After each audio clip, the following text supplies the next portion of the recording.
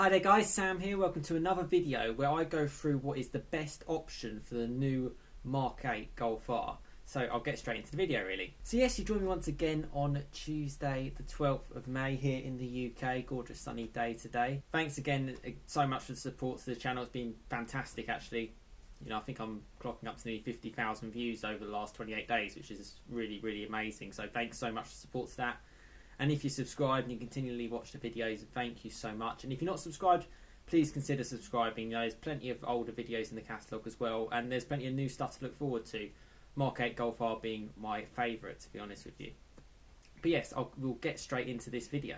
So yes, what's the best option for the Mk8 Golf R from kind of what we know now? Going back to kind of my Mk7 Golf R, they were actually spec'd really well from sort of like stock, particularly as the generations got on. I know some in the UK there was a lot of like lease deals going for Golf Rs, and they were obviously sort of bare basic spec to keep the monthlies down. But for example, on my Golf R, it was in a time where VW threw in like the winter pack. So you got like heated seats, you got like heated windscreen washers. The car comes with just the normal stuff you expect, so like auto lights, you know, dual zone climate control, adaptive cruise control, and yada. But the best thing obviously was the fact that it was a four-wheel drive, 300 brake horsepower, awesome hot hatch, and I loved it for it. I imagine this Mk8 Golf R, being obviously the top of the range car, is going to be just as good in terms of the way it's spec'd. But it's a bit strange how manufacturers now spec their cars, because I don't know if it's sort of like a new law change or if you guys might be able to tell me. But I know like Audi do it, and they sort of spec things in packages. And I know Ford do it as well with certain bits, like you get like a performance pack and it'll give you like launch control, and it'll give you like flat shifting. It'll throw in like a few little bits. And for example, like on Audi you get like the Vorsprung package, and then you get like the black edition and all this kind of stuff. So I wonder if VW are going to go down that route, and I wonder if it's just this new terminology that manufacturers make, rather than saying like this one item, it's sort of like a package.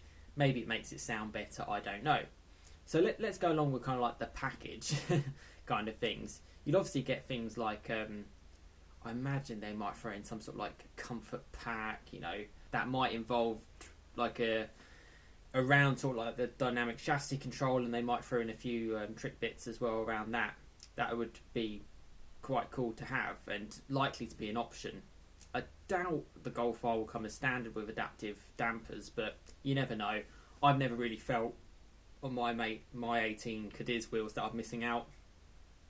I find the car plenty comfortable enough and plenty firm enough when I want it to be. It's like, it's the one setting that suits my driving. It suits motorway driving, and it suits when I go for a blast, like I did on yesterday's video, if you haven't seen that one up above.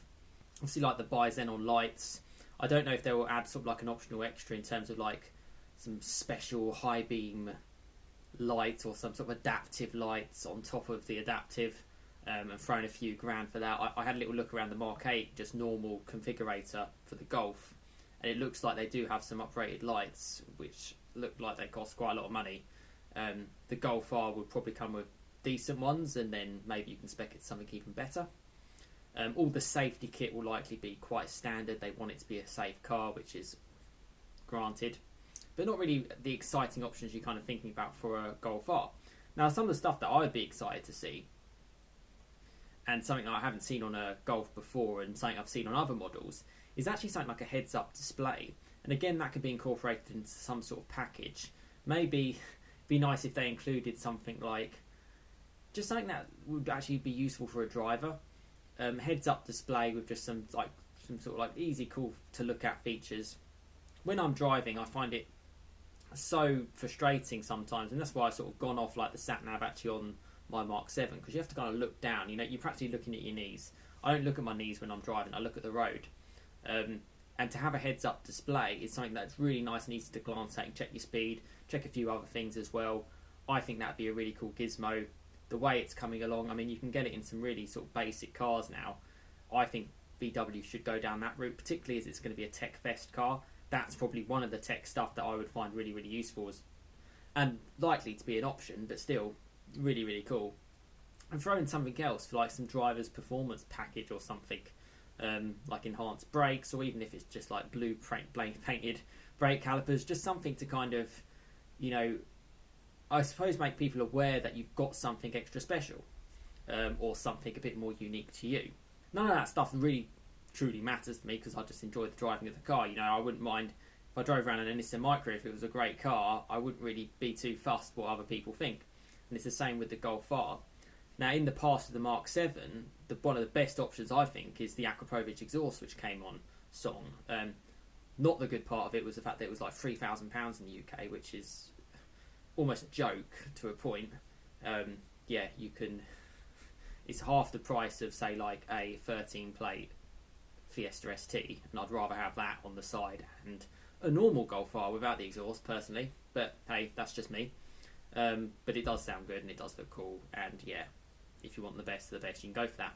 With these cars, with all the PPF, the OPF, the emissions stuff, there's no real point of having an optional exhaust. There really isn't. Don't bother. If you want decent sound out of your car, just get a Mark 7, to be honest with you. You're wasting your time trying to go for a car with decent sound past 2020. You really, really are. So an optional exhaust is just not worth it. It's like on like the Porsche Caymans, sticking with like the VAG theme, the 718s, the sports exhaust on like the 2 litres and the 2.5s are just a complete waste of time. And yeah, it's like, here's some money for just making not a very nice noise sound a little bit noisier, but not in a nice way. So in the sports exhaust, I wouldn't really sort of bother with, but they may well stick it on the options list. Something like a styling package, like an aero kit, would be quite cool. The only problem that I feel VW won't go down this route is because they love doing it for like their TCRs or their anniversary editions, within sort of like the GTI kind of range. They like to keep the R a little bit more subtle, and I do get that. But a little bit more trinkets, just to show that, you know, it's the best Golf, it's the best one. So it's got to have something to kind of say, you know, I'm the best for a car. So a little styling package would be nice. I always loved like the aero kit of the old A45. I thought that looked really, really cool, really, really smart. The canards and stuff, and maybe there's something they could do on there to make your Golf look a little bit different.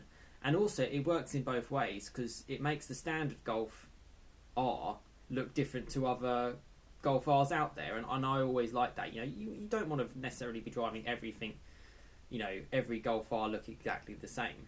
So I think for me, the coolest option, I'm going to go with a heads-up display. I think that would be cool. I'm not too fussed about the other things, to be honest with you. I think it's cool to have. And don't get me wrong, I sit sometimes and think, oh, I'd love if my car looked like a 40th anniversary edition or a Club Sport S, because I think they look great. But to be honest, when you're driving on the road, it's other people looking at your car, and to be honest, I'd rather they just didn't look at it. That's why I've got it in grey. You know, it just can look like a normal Golf diesel for other people. And for those who know, like you guys, and some other people, that's great. You're in the know.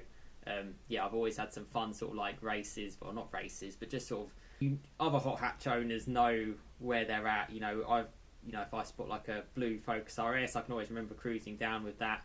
And, you know, they reckon, you know, you've got your own little like hot hatch community, and we all know each other, and that's always quite cool. But yeah, I'm going to go with a heads-up display. I think that would be quite cool. Particularly as they're really pushing the tech. That's something that I would like to see as like one of the really cool options to go for a Mark 8 Golf R.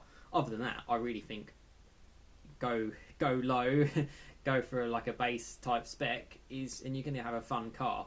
Looking forward to seeing more about it. Looking forward to seeing more images and more information as we go on. And I will certainly show you information. You know, I'm looking forward to hopefully the Goodwood Festival Speed goes ahead in September. You know, I've got my camera. I'll show sort of like the VAG products, the Mark 8 Golf, the obviously the Golf R, a bit of fast forward stuff, and hopefully a bit of Porsche stuff as well. If they've got like a GT4 RS there, I mean, how awesome will that be to sort of wrap up what isn't necessarily the greatest year in the world by a long stretch?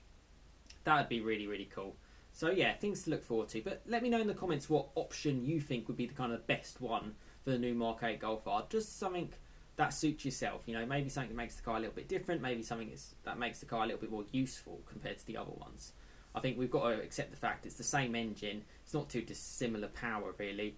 And yeah, there's a lot of similarities. So that's what I went for the heads-up display, because that's something that wasn't offered on the Mark 7 or the 7.5 Golf R. I think that would be quite cool, particularly when you're, if you're going on like a little bit of a fun drive, as I've done. I've always loved how they had those dials where it shows the power, the kilowatts, and all of that stuff. To have a little heads-up display, maybe something of like that in the corner, I think would be quite cool for an R model. But yeah, that's just my opinion. Yeah, let me know your thoughts in the comments. I really hope you've enjoyed this video. I hope you're keeping well and staying safe. Yeah, I'm still keeping up with a video a day during lockdown.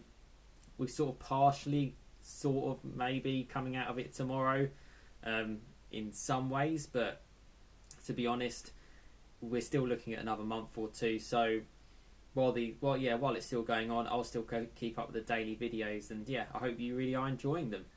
But yeah, thanks as always so much for the support. Have a great rest of your day, and I'll see you again next time. Cheers, guys.